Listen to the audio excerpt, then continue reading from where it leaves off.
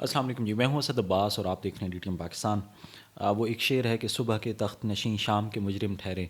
ہم نے پل بھر میں نصیبوں کو بدلتے دیکھا۔ تو یہی صورتحال جو ہے وہ شام کے جو بشار الاسد تھے ان کے ساتھ پیش آئی کہ ایک دن پہلے تک وہ شام کے صدر تھے، ان پہ ان کی حکومت تھی، لیکن دوسرے ہی لمحے دوسرے ہی دن شام کے وقت ان کو نکلنا پڑا اور فرار ہونا پڑا رشیا میں۔ اب شام کی جو صورتحال ہے وہ ظاہر ہے اگر آپ سوشل میڈیا کو یا میڈیا کو فالو کر رہے ہیں تو آپ کو پتہ ہوگا کہ وہاں پہ جو مخالفین ہیں، جو شامی باغی ہیں، ان کی قبضہ ہو چکا ہے، اور وہاں پہ جو بشار الاسد کا 25 سالہ دور اور اوورال جو ہے جو 50 سالہ ڈکٹیٹرشپ کا جو دور ہے اس کا خاتمہ ہوا ہے۔ اب شام کی صورتحال سے پاکستان جو ہے وہ کیا لرن کر سکتا ہے، اس پہ بھی ہم بات کریں گے۔ اب شام میں جو داخل ہونے والی باغی قیادت ہے اس کے دو دھڑے ہیں۔ ایک جو ہے وہ ہے اتحاد حیات تحریر الشام HTS جس کو کہتے ہیں، اور دوسرا جو ہے وہ ترکی کی حمایت یافتہ جو ہے وہ ملیشیا ہے جس کو ترکی سپورٹ کرتا رہا ہے۔ اب HTS جو ہے حیات تحریر الشام، اس کے جو بانی ہیں وہ محمد الجولانی،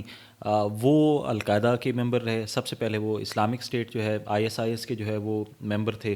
اور اس کے بعد جو ہے پھر وہ القاعدہ کے ساتھ وابستہ رہے، اور 2016 میں جو ہے انہوں نے القاعدہ سے اپنی راہیں جدا کیں، اور اس کے بعد انہوں نے HTS کی بنیاد رکھی۔ اور عراق کی جو جنگ ہے اس سے جب امریکہ کا انخلا ہوا تو اس کے بعد وہ واپس شام آیا، اور یہاں آ کے انہوں نے جو بشار الاسد کی جو رجیم تھی اس کے خلاف جو ہے انہوں نے کام کرنا شروع کیا۔ اب جو شام کی صورتحال ہے اس میں ہمارے لیے جو کیا لیسن ہو سکتے ہیں، ہم سب کے لیے ایز انڈیویجول بھی اور ایز اے نیشن بھی کیا ہو سکتے ہیں، اس پہ ہم تھوڑا سا بات کریں گے۔ اب یہاں پہ تھوڑا سا ہم آپ کو یہ بتائیں گے کہ جو شام کی حکومت کا تختہ الٹا ہے اور بشار الاسد کے جو ہے وہ رشیا فرار ہونے کے بعد وہاں پہ ابھی سلسلہ چل رہا ہے کہ جو حکومت ہے وہ حوالے کی جائے گی شامی باغیوں کے، اور جیسا میں نے اس میں کہا کہ اس میں دو دھڑے ہیں جو اس وقت سر فہرست ہیں، ایک HTS ہے اور دوسرے جو ہے وہ ملیشیا ہے جو ترکی جن کو سپورٹ کرتا رہا ہے۔ اوورال جو اگر ہم دیکھیں تو دنیا بھر میں جو ہے وہ سپورٹ کیا گیا ہے اس اوور تھرو کو، یہ جو تختہ الٹا گیا ہے بشار الاسد کا، اور اس کی وجوہات ہیں۔ اس کی وجوہات یہ ہیں کہ ڈکٹیٹرشپ کا ایک دور رہا، اور اپنے دور اقتدار میں انہوں نے اپنے جو ان کا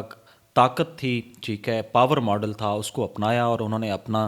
جو اقتدار ہے اس کو طول دینے کے لیے انٹرنلی تو ان کو مخالفت تھی، لیکن انہوں نے اس کو ایکسٹرنل جو فیکٹرز تھے ان کے ساتھ اپنے اقتدار کو طول دینے کی کوشش کی۔ اس میں سر فہرست رشیا رہا،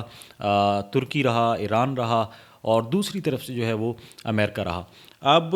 یہاں پہ جو ہمارے لیے سوچنے کی بات ہے وہ یہ ہے، سب سے پہلی بات تو یہ ہے کہ جو اقتدار اعلیٰ ہے یا جو اقتدار کا سورج ہے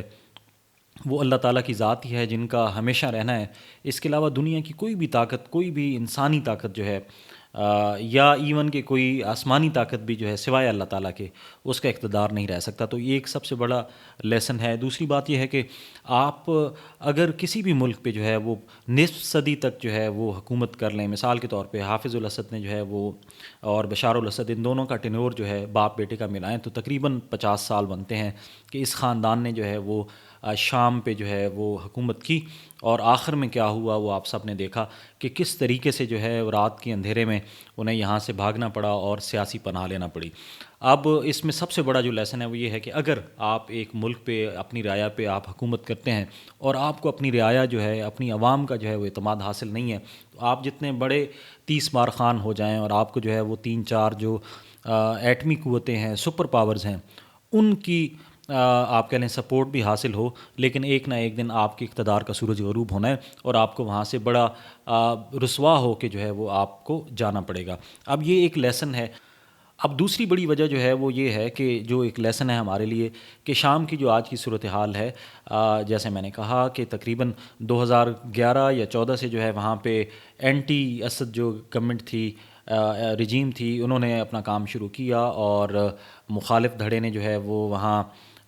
پروٹیسٹ کرنا شروع کیے، جس کے نتیجے میں ان پہ گولیاں برسائی گئی تھیں، اور اس کے بعد سے جو ہے پھر ایک وہ جو پروٹیسٹ تھا وہ ایک سول نافرمانی آپ کہہ لیں یا ایک اینٹی گورنمنٹ جو ہے وہ تحریک میں بدلا۔ تو اس کے بعد سے پھر یہ سلسلہ چل نکلا، اور اس کی وجہ سے نقصان یہ ہوا کہ ایکسٹرنل فورسز جو تھیں شام میں، ان کو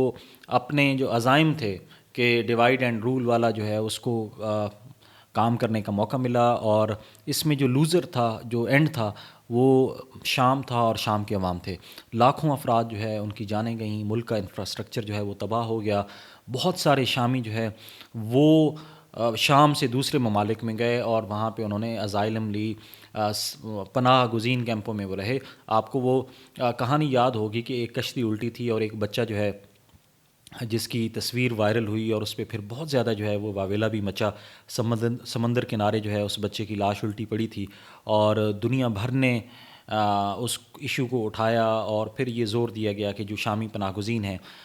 ان کو جو ہے وہ پناہ دی جائے جرمنی میں اور دیگر ممالک میں. تو یہ چیز ثابت کرتی ہے کہ اگر آپ کا ملک جو ہے اس میں اندرونی خلفشار ہے اور لوگ جو ہے وہ متحد نہیں ہیں، اور اس کے علاوہ گورنمنٹ اور جو عوام ہے اس کے درمیان جو ہے وہ ایک ٹرسٹ کا رشتہ نہیں ہے، تو پھر آپ کا اقتدار نہیں رہ سکتا، بلکہ آپ کو اس جیسے آپ کہہ لیں کہ انجام سے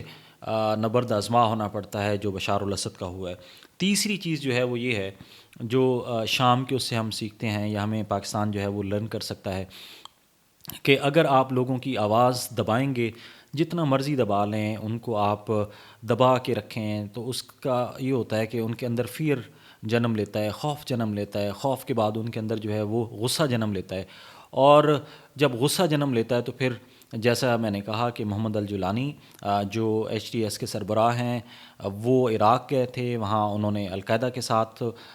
جنگ لڑی امریکہ کے خلاف، وہاں سے واپس آئے تو پھر انہوں نے کیا کیا کہ اپنے ہی ملک کے اندر جو ہے اپنی جو گورنمنٹ تھی اس کے خلاف انہوں نے علم بغاوت بلند کیا. تو اگر آپ، اور پھر یہ سلسلہ ابھی سے نہیں ہے، جو ڈکٹیٹرشپ کا سلسلہ ہے وہ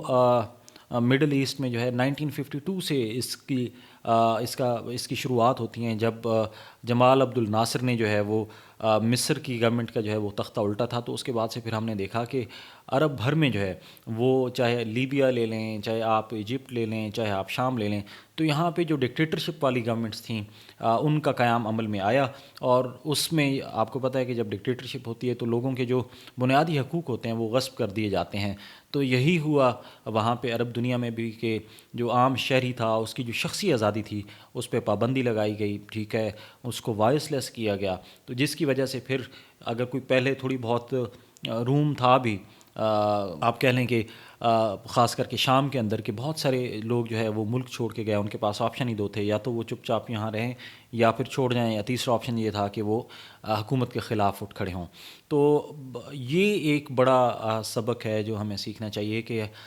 کوئی بھی اہل اقتدار جو ہے جب اقتدار کے ایوانوں میں ہوتے ہیں تو انہیں چاہیے کہ وہ جو ایک عام عوام کی نبض ہے اس پہ ہاتھ رکھیں اور دیکھیں کہ لوگ کیا کہتے ہیں، لوگوں کا کیا کہنا ہے، عوام کیا چاہتی ہے. تو میرا خیال ہے کہ ان تمام چیزوں کو جو ہے وہ جب آپ مد نظر رکھتے ہیں تو پھر آپ جو ہے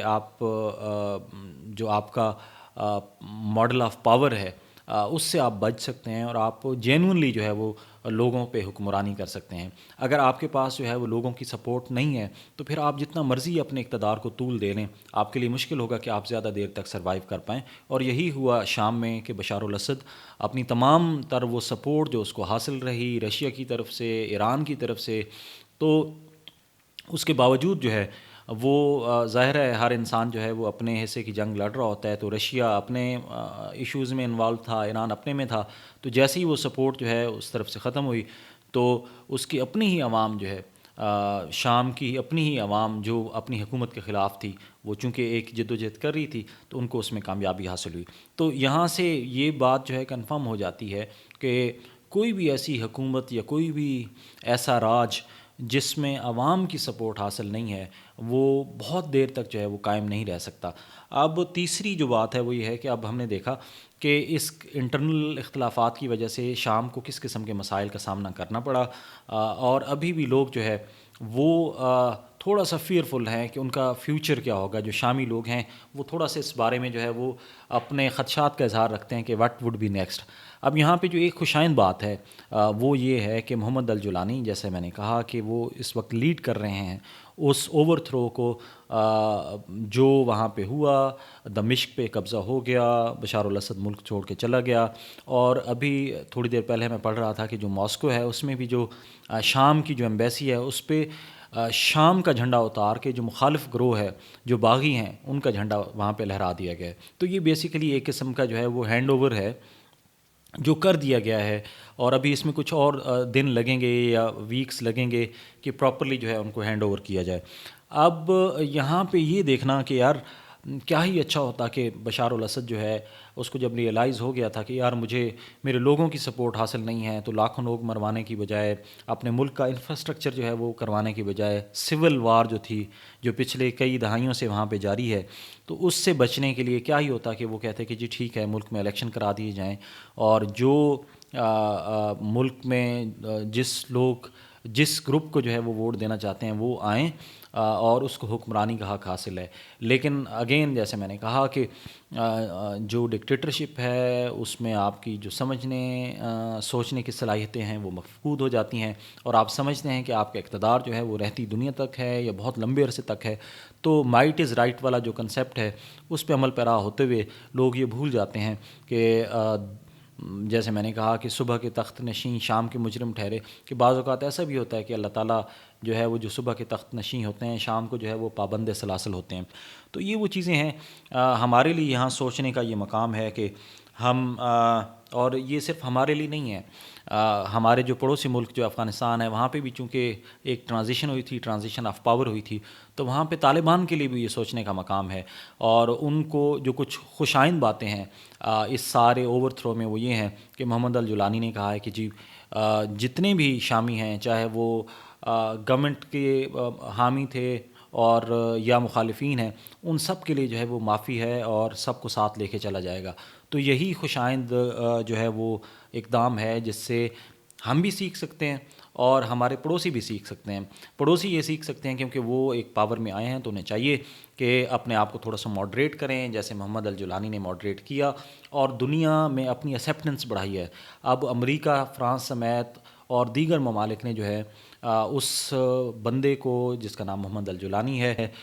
اس کی لیڈرشپ میں اگر کوئی گورنمنٹ بنتی ہے تو اس کو قبول کرنے کا اشارہ دیا ہے۔ اب ایک شخص جو پہلے امریکہ کے خلاف لڑتا رہا، پھر وہ القاعدہ کا حصہ رہا، اس کے بعد وہ اپنی گورنمنٹ کے ساتھ رہا، ایک جہادی مائنڈ سیٹ تھا، لیکن اس نے اپنے آپ کو ماڈریٹ کیا اور موجودہ دنیا کے جو تقاضے ہیں ان کے مد مقابل لا کے اس نے اپنے آپ کو تو اپنے لیے ایکسیپٹنس پیدا کی ہے۔ تو سیم میسیجز فار طالبان کہ وہ اپنے آپ کو